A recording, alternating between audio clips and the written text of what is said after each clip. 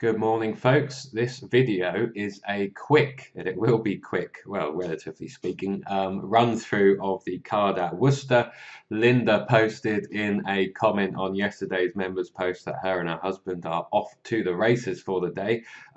So I thought I would have a quick flick through. This can sometimes go well. It can sometimes not go so well, but we will try our best to highlight a few horses that may run well, some trainers that are informed, some pace angles, some speed ratings, and various other things.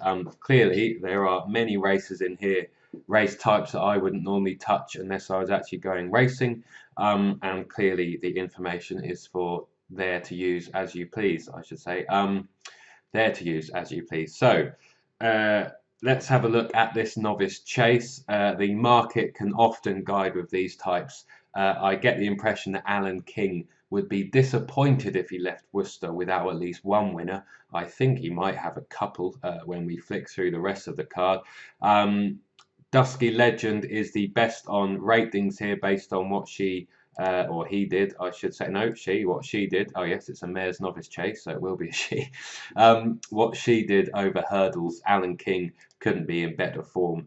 Sometimes when you go racing, you want to just back winners, and Dusky Legend, without doubt, if taking defences, looks the most likely winner. She'll be very well schooled, but of course, it's her first jumping test in public, so who knows? Copper K isn't far off in terms of ratings anyway. Not quite as good a hurdler, I don't think. So I think this is all about whether Dusky Legend takes defences and how she copes. Does look the most likely winner, probably one for the place spot. Fitness, the market is suggesting everything looks good. I'm not going to veer too far away from that. Clearly no shock if the Nichols horse wins, or Hobbs, or maybe even Henderson. Tizard, Skelton, some big yards represented here with some nice types, no doubt. And transferring hurdle form into chases doesn't always go to plan, and they're quite closely rated on ratings. So who knows, maybe pick one at a slightly bigger price. You've got Alan King in form, Nichols in red hot form also, and Tizards are going okay as well. So do with that as you please. The 420 looks a bit more interesting. I think if I was trackside, I would be tempted to have a little nibble on the Charlie Longston horse at 4-1, just because I think he'll get the lead if he wants. The Yank may try to, but his younger legs may prevail. The speed rating isn't great, but what I am looking at is the fact that he's unexposed over fences. He returned in a novice chase over course and distance last time out, or maybe just a bit further. That was only his first chase run. He ran well to a point. He went off 18-1 here, which suggests he clearly wasn't fancied and may not have been fit. And he may be, he clearly, isn't bred for chasing, but that pace angle is what would lure me in. He will be up there and he will try and make all. Whether or not he's good enough, we shall see. But if I was at the track, I think that's what I would go with. Nothing else really leaps out at me on paper. You can see there in terms of horses that have ran against conditions that is quite competitive, whether that's been over hurdles or fences, who knows. But at least the Longston horse has a slightly different profile and is unexposed over fences. So if I was trackside, I'd probably throw a 5 or a 10 at kind of 4s, 9-2 or whatever at the Longston horse in the hope that he may make all. That's that. 255. Oh, National Hunt flat race. Superb. I would be tempted, I think. I mean, clearly, this is a bit of a pin job, isn't it? There's quite a few fancied near the top of the market. Alan King knows the time of day and is in red hot form. And they pitched this one into a Class 2 pretty decent National Hunt flat race, which would suggest that they kind of fancied him and think that he's got a bit about him. We shall see if he comes on for that today, but I'd be given Alan King's form and where they pitched him in, and 5-1's okay. I think, yeah, again, trackside, that's where my thinking would be. And we have the Nigel Twiston-Davies horse who does qualify on some of the test zone micros. This is his third run. It may be he doesn't have the pace or the class. It's interesting they still keep him to National Hunt flat races. He's a double figure price and might be worth some change. clearly no shock if something else wins. I should say we've got the Longston horse here. I'd want to be guided by the market. I think Longston is only 3 from 44 with National Hunt flat horses having their first start, or any horse, I should say, having their first career start under rules. So that would be a bit of a niggle, but then you're getting a price. The market may guide, no doubt, on that one. But I think those other two, especially that King horse, may look most interesting. Decides will depend on what the market does. Alan King has another fancied one here, so maybe two of those three that I've mentioned may go in, maybe none of them at all. But this one again turns up. The trainer is in red hot form.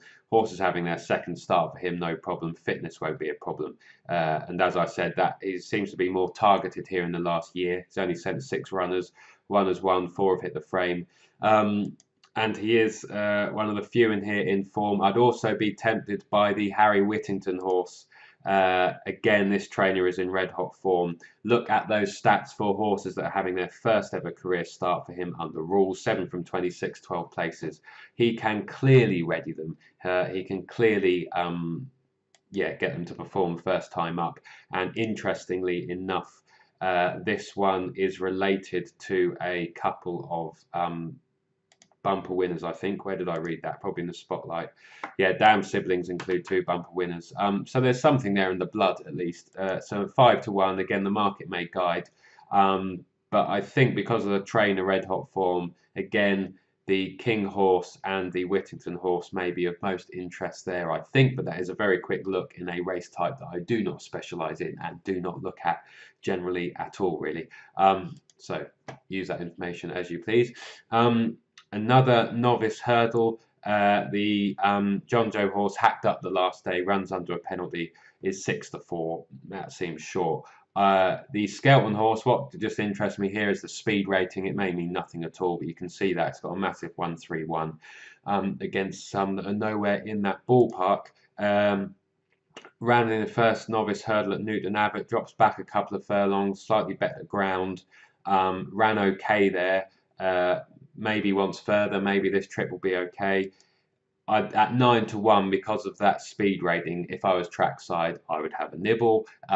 It may be you actually, the way into this race, might be assuming that the John Joe horse hacks up and trying to find a forecast or something that may chase him home. Who that is, I have no real idea. Probably heading for a big yard, maybe the Longston horse, who looks well fancied.